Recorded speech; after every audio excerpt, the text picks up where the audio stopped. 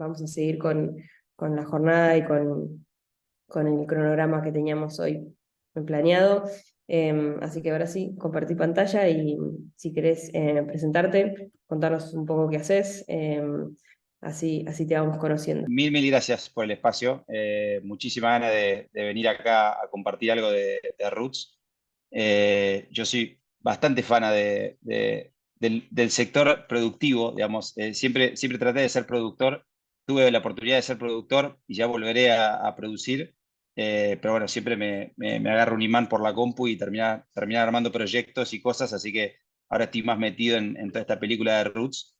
Pero realmente tengo bastante admiración por lo que hacen y cada vez que cuenta un productor la aventura que tiene en el campo, me emociona un montón, así que me dan muchas ganas de contar lo que armamos y cómo creo que eso puede ayudar digamos, a cambiarles el proyecto, pero también al final del día la vida, ¿no? Y la calidad de vida. Así que les voy a contar un poquito de Roots y especialmente del programa POA.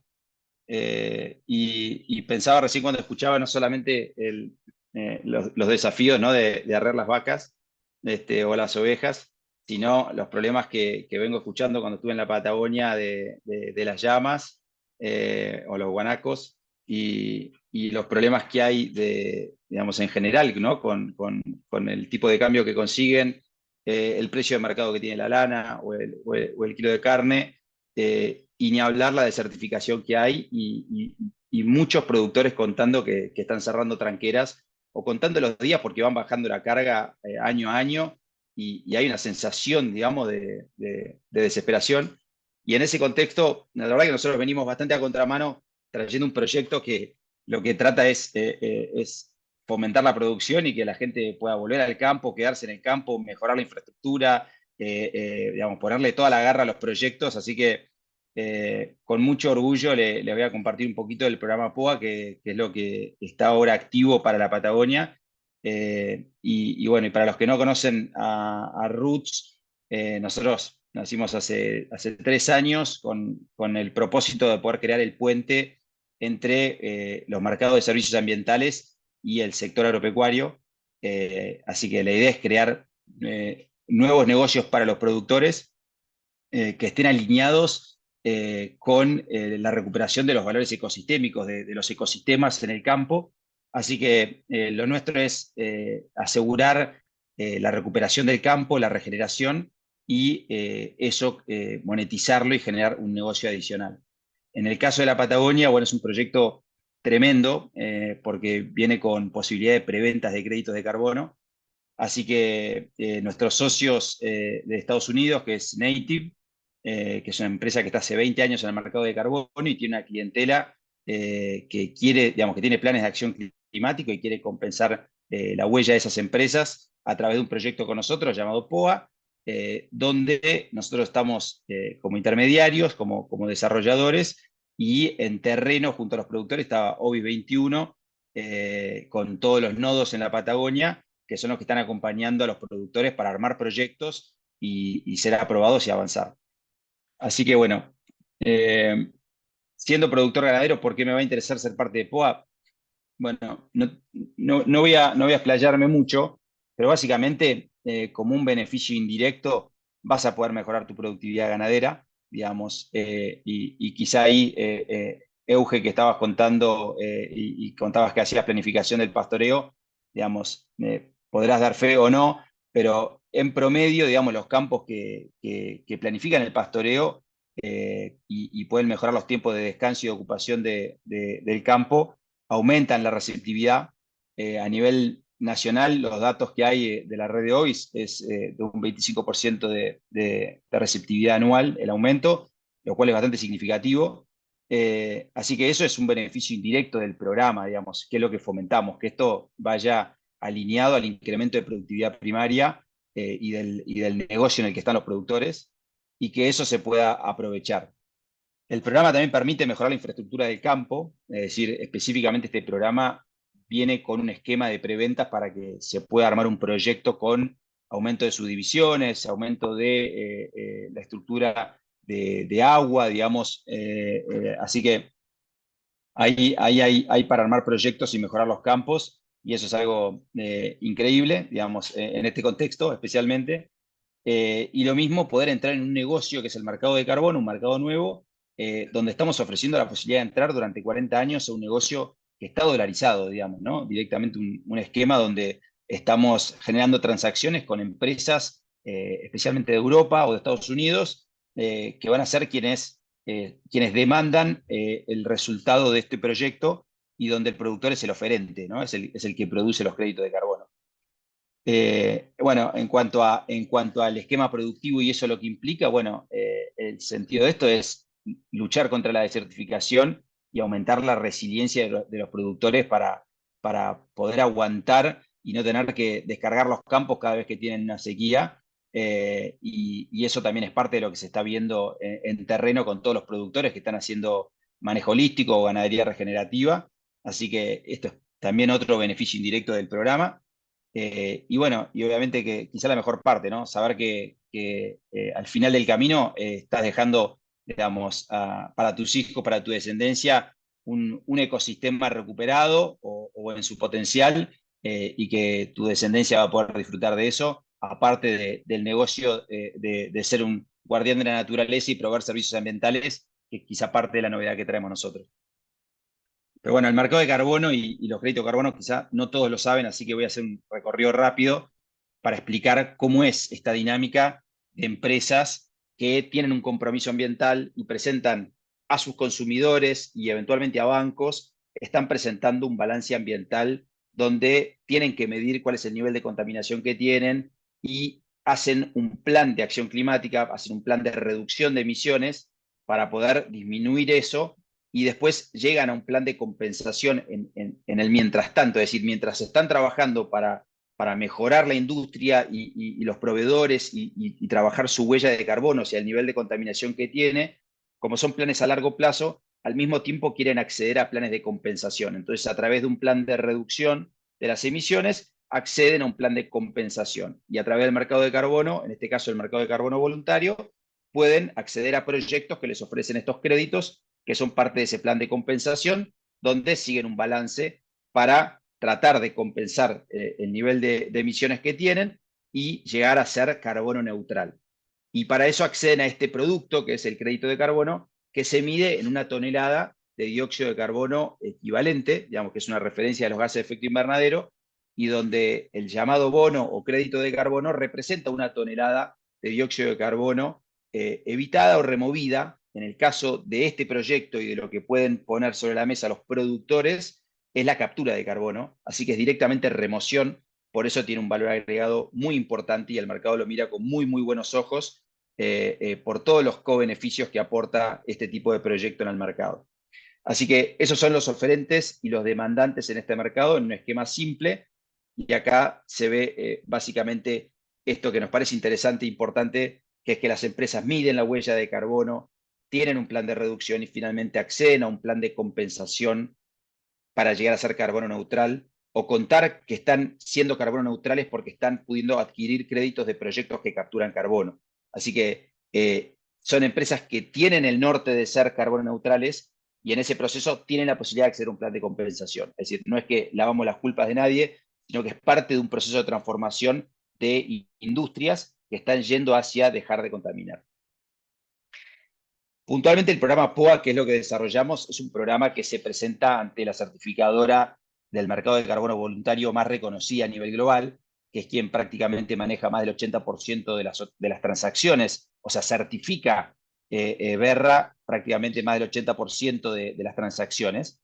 Es la certificadora más reconocida, que es prácticamente la que lo vuelve un commodity en el mercado, para encontrar publicaciones en el mercado de Chicago referidas a las operaciones sobre futuro del crédito de carbono, quizá gracias a este sello Verra, ¿no? Que lo vuelve un commodity. Y nosotros entramos a la certificadora Verra, a su programa BCS, el Verified Carbon Standard, que es un estándar que tiene sus propios criterios de elegibilidad y aporta o ofrece distintas metodologías que tienen también sus propias condiciones de aplicabilidad y son quienes certifican, o sea, verifican y certifican la calidad del crédito para finalmente entregar un certificado. Entonces, este programa se presenta ante Berra como un proyecto agrupado, es decir, une a muchos productores con campos y aspira a alcanzar 3 millones de hectáreas en la Patagonia Argentina. Pretende la certificación de Berra en el programa BCS y la certificación CCB, que es una certificación adicional por el impacto social, climático y que tiene el proyecto, y eso también le genera un valor agregado. El resultante, digamos, el producto son los créditos de carbono, el mercado lo llama Verified Carbon Units, los BCUs, y esto es lo que puede producir un productor, aparte de grano y carne o lana, puede producir créditos de carbono. Así que a eso nos dedicamos nosotros, a incorporar a los productores en este mercado para que puedan producir créditos de carbono y incluir esta unidad de negocio al esquema productivo que tienen. La metodología que aplicamos es la BM0026, que es específicamente para el proceso de certificación que hay en la Patagonia, son suelos degradados, y lo que nosotros hacemos es medir en terreno, junto con OBIS 21, a través de lo que es el estándar GRAS que ofrece OBIS 21, hacemos mediciones en terreno, esto incluye muestras de carbono, análisis de suelo, digamos, stock de carbono, y un modelo predictivo con calibraciones, es decir, todo lo que se mide en cada uno de los campos calibra un modelo que, validado por Berra, es el que determina la cantidad de créditos que se le da a cada productor. ¿Cuál es la principal intervención para los productores? O sea, ¿cuál es el cambio? ¿Qué es lo que implica para los productores? Es lo que estaba haciendo Euge, que mostró una planilla donde está planificando el pastoreo. Específicamente logrando el plan de pastoreo, es decir, aumentando los tiempos de descanso, se puede participar en este programa porque el modelo les va a dar que van a poder generar créditos gracias a ese plan de pastoreo. Así que ese plan de pastoreo es fundamental. Y junto con las mediciones del estándar GRAS, es lo que nos permite a nosotros procesar la información, correr el modelo y ante Berra generar los créditos anualmente. Bueno, inicialmente el público objetivo de este programa en este momento es campos arriba de 5.000 hectáreas y la idea es más adelante irlo escalando. Imagínense que estamos hablando de 3 millones de hectáreas y bueno, hoy tenemos, digamos, apuntamos a hacer 100 proyectos, de los cuales hoy hay 40 proyectos ya presentados, hay 15 contratos firmados y hay 3 que ya están directamente invirtiendo, o sea, ya hay 3 que están implementando el proyecto. Así que viene al mejor ritmo posible, pero bueno, con todos los desafíos que estamos encontrando. Bueno, ¿quién es quién? Esto es una cadena de valor entre el productor con su aliado, el nodo de OBIS 21, que son los técnicos que acompañan y que se ponen codo a codo en este proyecto, y son los que van a estar haciendo sugerencias, acompañando en el plan de pastoreo y por sobre todo midiendo y generando la información. OBIS 21 va a estar brindando lo que es el aseguramiento de calidad y nosotros lo que hacemos es desarrollar y gestionar el programa a nivel local como un representante designado de Native. Brindamos las herramientas para la colección, trazabilidad y monitoreo de los datos y brindamos el asesoramiento a los productores como en este momento y gestionamos los pagos a las partes. Así que junto con Native nosotros tenemos el rol de desarrollar el programa. Native específicamente, aparte de desarrollar el programa y armar y presentar el reporte ante el OBB, que es el organismo de validación y verificación que representa a Berra a nivel local, digamos, es quien audita el campo, visita el campo en cada proceso de verificación, quien consigue el financiamiento y quien realiza la venta de los créditos a su portfolio de clientes. Bueno, juntos, digamos, nosotros somos los que estamos trabajando permanentemente codo a codo todos para que esto sea posible, cada uno desde su parte, ¿no? Y acá el protagonista principal, por supuesto que es el productor, porque si no hay un plan de manejo, un plan de pastoreo y no hay información, no hay nada que hacer. En una versión muy simplificada del paso a paso para sumarte al programa, esto tiene 5 pasos simples, digamos, que es primero postularte al programa, o sea, necesitamos hacer una precalificación para entender si el perfil del campo da con esos criterios de elegibilidad y esas condiciones de aplicabilidad que menciono del lado de Berra y otras que son propias. Y lo que le sigue es armar un plan de inversión, es decir, trabajar con el nodo y armar un proyecto para que el campo pase de un escenario de línea de base a un escenario de proyecto. Es decir, ahí estamos hablando de diseñar un proyecto en el campo.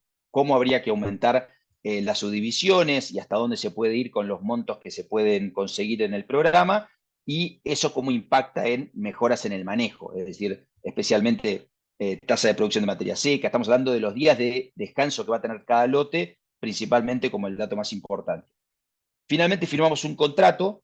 Lo que se hace después es invertir en el campo durante 3 años hasta que se realicen, son entre 3 y 5 años la etapa de inversión en el campo a través de una preventa. Es decir, no es que el productor se endeuda, acá es estrictamente una preventa que el programa le permite hacer al productor. Vende, digamos, cede derechos de los créditos que va a producir en los próximos 3 años, con un precio de referencia que es $3.50. A partir de ahí, tomando como tope el monto que está definido para cada campo, para armar ese proyecto, el campo firma el contrato y ejecuta el proyecto entre 3 y 5 años. A partir de ahí, y en simultáneo, lo que hacemos nosotros es levantar la información, mientras tanto se va haciendo ese proceso, y generamos los créditos, los vendemos, y primero recuperamos la preventa que hizo el productor, o sea, la descontamos, y después directamente entramos como socios con el productor para hacer preventas en el mercado a los clientes de Native. ¿Cuáles son los beneficios ofrecidos por el programa? Lo que mencioné, que son preventas con un tope por hectárea de $12 y con un tope por campo con estas características de $144.000. Y los montos tienen que estar destinados específicamente al proyecto, es decir, a un proyecto de regeneración, es decir, tiene que impactar en el manejo. Así que están todos los incentivos alineados, digamos, el productor que se preocupa por su productividad primaria y todos nosotros detrás alineados en que le vaya bien y pueda producir lo máximo posible de la mejor manera. El beneficio es esa preventa, también sin costo el monitoreo ecológico, el estándar GRAS, y que ofrece OBIS 21, el acompañamiento técnico en la planificación del pastoreo. Se ofrece también una planificación financiera opcional y la planificación de la tierra, que sí también es obligatoria para el armado de las preventas, y todo eso no tiene costo, es decir, está todo pensado de manera tal que los productores o su familia o la gente que trabaja en el campo puedan participar de este proceso adquiriendo capacidades. Incluso se ofrece la formación en la escuela de regeneración, la especialización en manejo holístico, también como parte del programa para que acompañe, digamos, tanto los productores como quienes están trabajando en el día a día y todos estén alineados con el proyecto. Bueno, Gabo, espectacular la puntualidad de la presentación, impecable. Gracias por compartirnos todo este proceso que vienen haciendo. Siento que Roots viene creciendo un montón, así como muy aceleradamente, en poco tiempo, y estos proyectos que son opciones de mercado para nuestra Patagonia, está bueno conocerlos con profundidad y bueno, siento que esto es como un puntapié para un montón de cosas más que pueden surgir, ¿no? A continuación, vamos a tener la presentación de Guillermo García Martínez.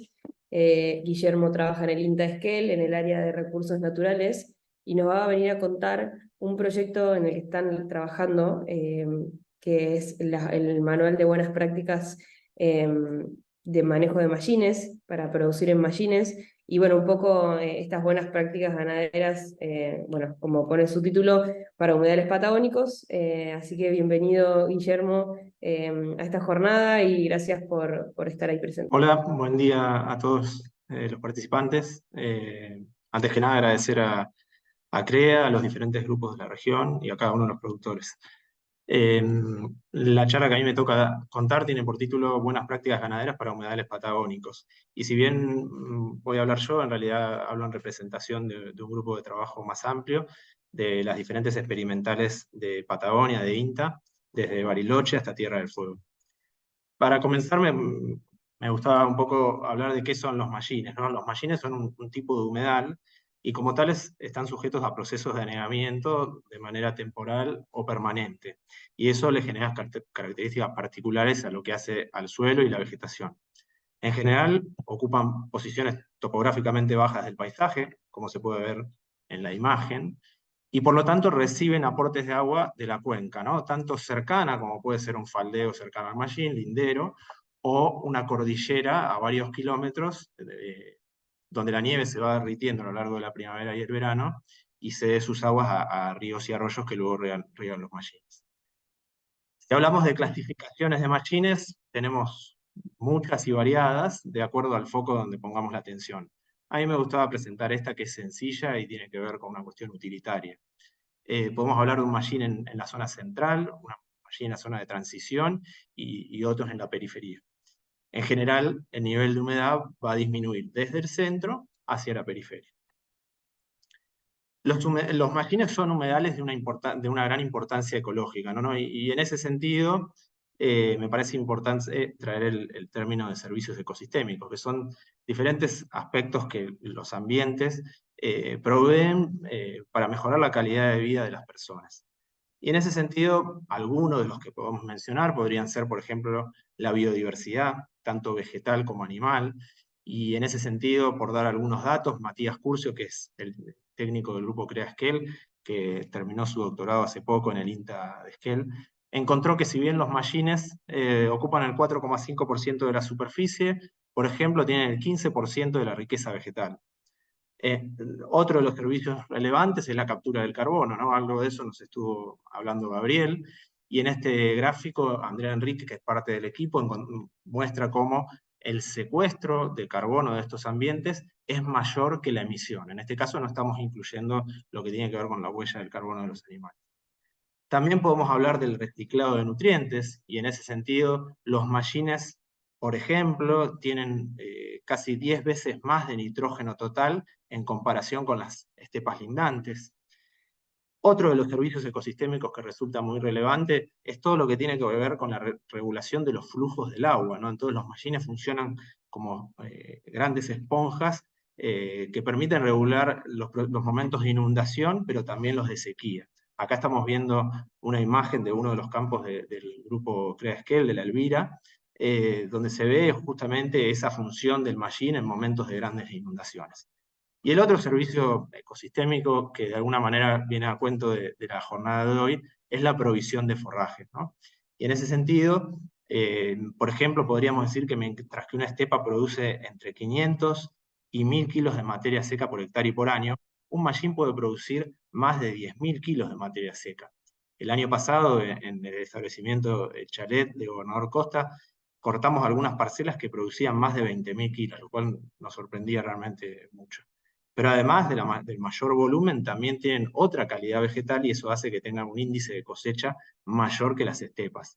Entonces, si bien ocupan una proporción baja de la superficie de la Patagonia, aportan un volumen al forraje de los balances de los sistemas productivos que puede llegar hasta el 50%. Ahora bien, estos ambientes que son tan valiosos están sujetos a procesos de deterioro, ¿no? Y Matías, en su tesis doctoral, encontró que cerca de un 55% de la superficie está sujeto a procesos de deterioro graves. Y el 75% de la superficie de mallines de Patagonia al menos mostraron disminuciones en la productividad en los últimos 20 años. Y aquí podemos mencionar dos factores de impacto. Por un lado, el sobrepastoreo, y por otro, el cambio climático. Y en el gráfico que está en el ángulo inferior derecho, podemos ver la tasa relativa de cambio para las precipitaciones y los mallines que evaluó en este trabajo. Todo lo que está por debajo de la línea punteada, debajo del cero, son cambios negativos, es decir, disminuciones, y todo lo que está por arriba son aumentos. Y entonces, lo que encontró fue que en general las precipitaciones tendieron a disminuir, aunque eso no se dio en todos los casos, pero por ejemplo las temperaturas aumentaron en todos los mallines donde Matías estuvo monitoreando. Esto realizado con imágenes satelitales, que nos permiten ver 20 años hacia atrás. Entonces, podemos encontrar diferentes evidencias de deterioro, ¿no? Disminuciones en las coberturas, procesos de salinización, pisoteo animal, formación de surcos y cárcavas que de alguna manera terminan haciendo que las vías de escurrimiento funcionen como drenajes del mallín, y entonces posteriormente vemos la aparición de especies xerófitas típicas de ambientes de estepa, ¿no? Entonces, y esto es justamente por el desecamiento progresivo que se genera luego de los procesos de erosión. Y también en los últimos años hemos visto imágenes como esta, que tal vez parecen, por la disponibilidad hídrica, parecen sacadas en verano, pero en realidad son fotos de invierno o de primavera temprana, ¿no? Donde debiéramos encontrar abundante agua, en los últimos años hemos encontrado escasez. No obstante, y lo positivo de esto es que existen una serie de prácticas que nos permiten realizar un aprovechamiento sustentable de estos ambientes. Y en ese sentido, como equipo de trabajo, nos gustaba mostrarles el proyecto, contarles del Proyecto Nacional de Humedales, que se desarrolló en la anterior cartera de proyectos de INTA y que tiene su continuidad en la nueva cartera. Ese proyecto se llama Distribución, Usos y Recomendaciones Coparticipativas para una Producción Sostenible, y lo coordina a nivel nacional Fabiana Navarro. Hay dos objetivos principales de este proyecto. Uno es el mapeo de los humedales, es decir, poder ubicar en el espacio los mallines, los humedales, perdón, a lo largo de todo el país, ya sean esteros, como puede ser en el norte, o mallines en nuestra Patagonia, ¿no? Y si hacemos un zoom a la Patagonia, ese mapa de humedales mostró que tenemos un 4,5% de este tipo de ambientes. Este producto salió el año pasado y está disponible para quien le interese indagar. El otro objetivo que tiene este proyecto, y sobre el cual me gustaría hablar en los próximos minutos, es el desarrollo de guías de buenas prácticas en ambientes de humedales. En ese sentido se plantea que este armado de guías de buenas prácticas sea un proceso coparticipativo. Y en ese sentido, cuando hablamos de proceso coparticipativo, nos estamos refiriendo a que participen los diferentes sectores de la sociedad que tienen interés en este ambiente. Por supuesto, los productores, que son quienes aprovechan este ambiente de manera productiva, pero también otros sectores de la sociedad, como puede ser la ciencia, o acá ejemplificado en alguien que puede tener interés particular en estos ambientes. Para desarrollar estas guías de buenas prácticas, nosotros nos planteamos una serie de pasos. Esos pasos tienen que ver con encuestas virtuales, realizar talleres participativos a partir de los resultados de esas encuestas que ya se realizaron. Se realizaron 3 talleres participativos, uno en Bariloche, uno en Esquel, otro en Río Gallegos, y en estos días se está realizando uno en Tierra del Fuego. A partir de esos talleres, generar un documento preliminar que contengan los resultados que surgieron de estas discusiones que fueron muy ricas, y enviar ese documento preliminar a diferentes expertos a lo largo de la región para que nos hagan sus devoluciones y así poder llegar de alguna manera a un documento consensuado. Ahora, ¿qué prácticas se incluyeron o se están intentando incluir en estas guías de buenas prácticas? Son 5 que voy a tratar de desarrollar en estos minutos. La primera es el uso de mallines con animales. Como se puede ver en esta imagen, claramente tanto el ganado bovino como las ovejas tienen una selección por este tipo de ambientes y muchas veces eso genera un proceso de degradación progresiva. Entonces, en esta práctica se plantean una serie de principios de pastoreo que consideramos que son importantes. Algunos de los cuales mencionaron Gabriel y Eugenia. En realidad todos, ¿no? Planificar el uso de los recursos forrajeros, es decir, que a lo largo del año existan instancias planificadas para realizar un plan de manejo de los recursos. El otro es ajustar la carga. Para nosotros eso es clave. Separar, en la medida de lo posible, el mallín del resto de los ambientes para que no pase lo que mostraba las 2 imágenes, y elegir la época del año adecuada para el pastoreo.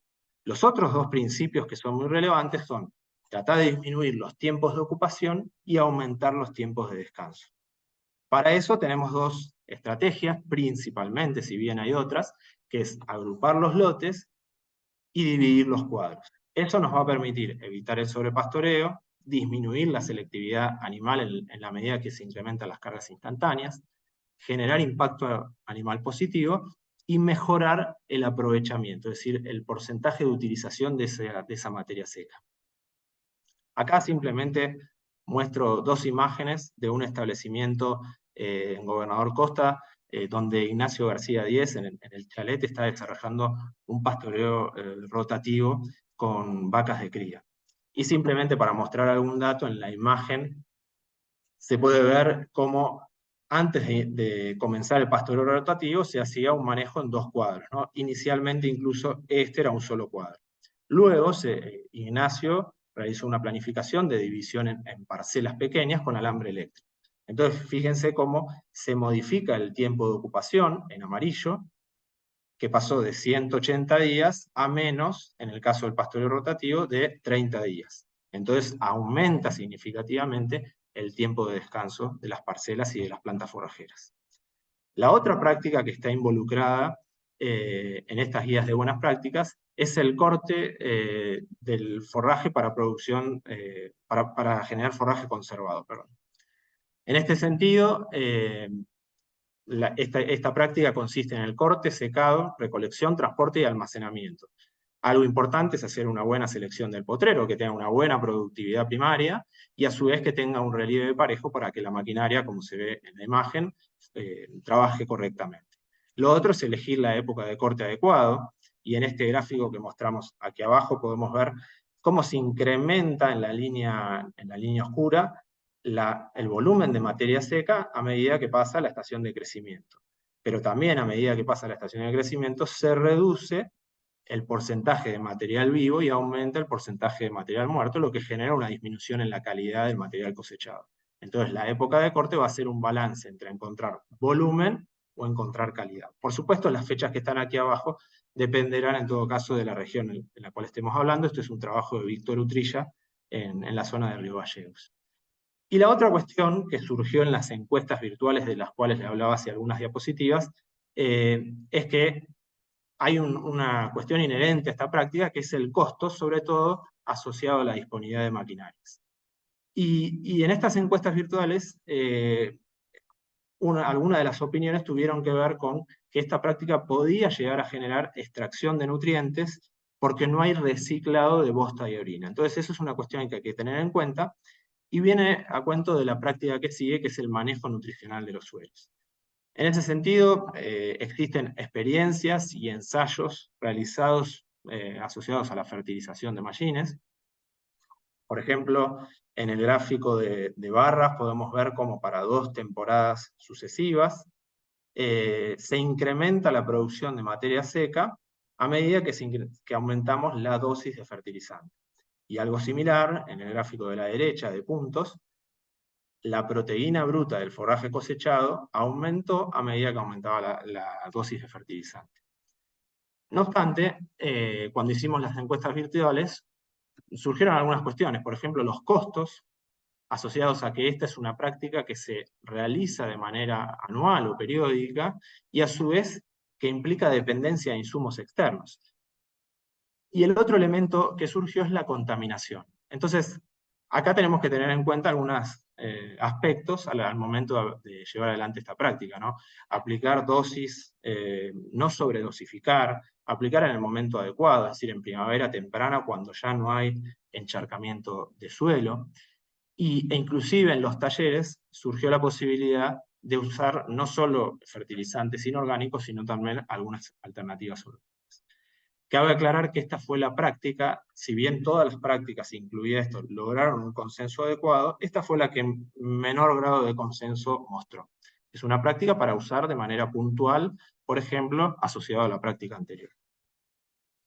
La otra práctica, ya es la cuarta práctica, que están involucradas en estas guías, es la intersiembra. Y acá quería traer de nuevo esa clasificación sencilla de mallines, donde tenemos mallines en una zona central, en una zona de transición y en una zona periférica. En el centro claramente vamos a tener mayor disponibilidad de humedad, y eso nos va a permitir elegir especies de mayor valor forrajero. No obstante, en el centro también tenemos una productividad primaria muy alta, y la competencia para instalar plántulas de especies forrajeras es muy alta.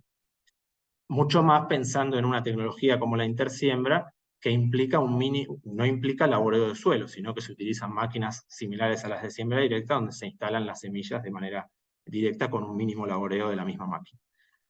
En la periferia, la cantidad la disponibilidad de humedad es mucho menor, entonces el tipo de especies vegetales que vamos a poder estar eligiendo es más restringida. Por eso se utiliza en general agropiro, melilotus o en algunos casos festuja.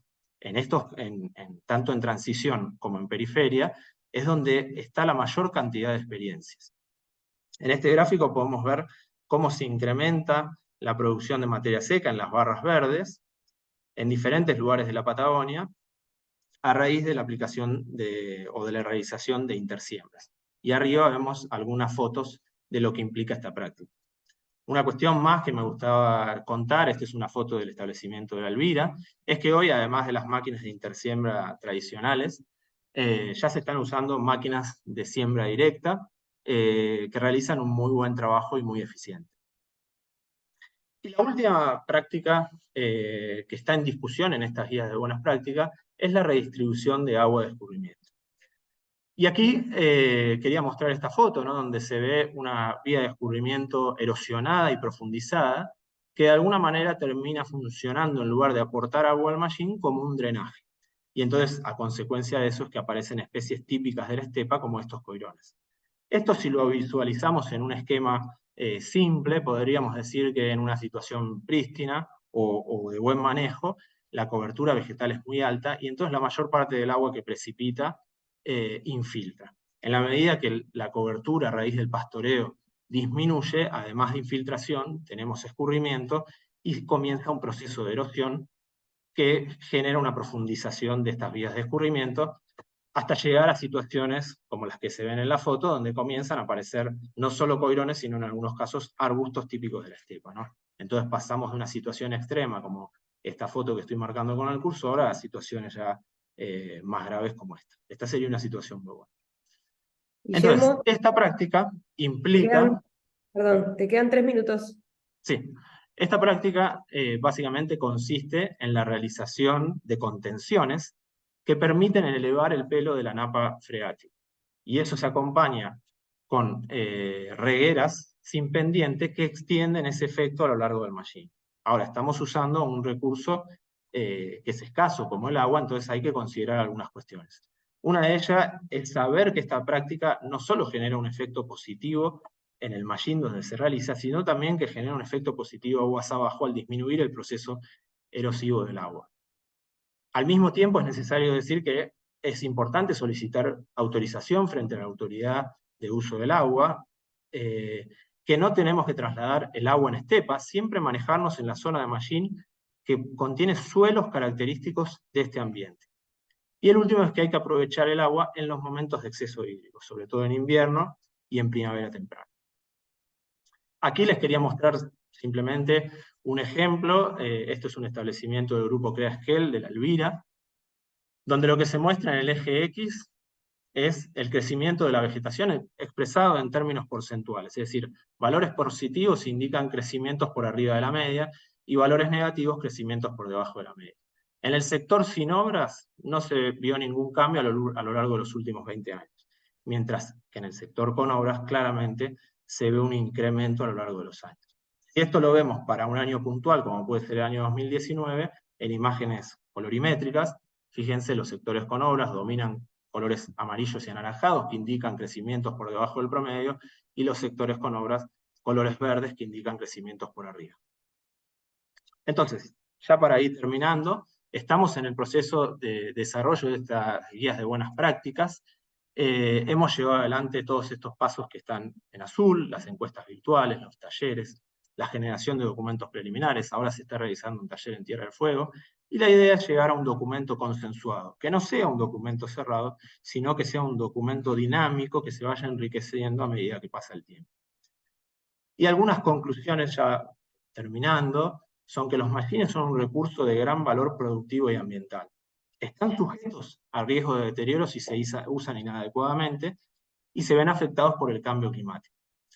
Existen, por suerte, una serie de prácticas de manejo que permiten realizar un aprovechamiento sustentable de estos ambientes, y creemos que el armado de estas guías de buenas prácticas, a través de un proceso participativo, es una herramienta de gran valor, y que debe ser una herramienta de consulta y actualización, pero también debe ser dinámica. Y por último, traer a cuenta este grafiquito de los servicios ecosistémicos, y pensar que el cuidado de cualquiera de estos servicios ecosistémicos en realidad va en beneficio del resto. Es decir, si nosotros cuidamos el servicio ecosistémico de producción de forraje, también vamos a estar cuidando el resto de los servicios ecosistémicos y viceversa. Bueno, Guillermo, espectacular.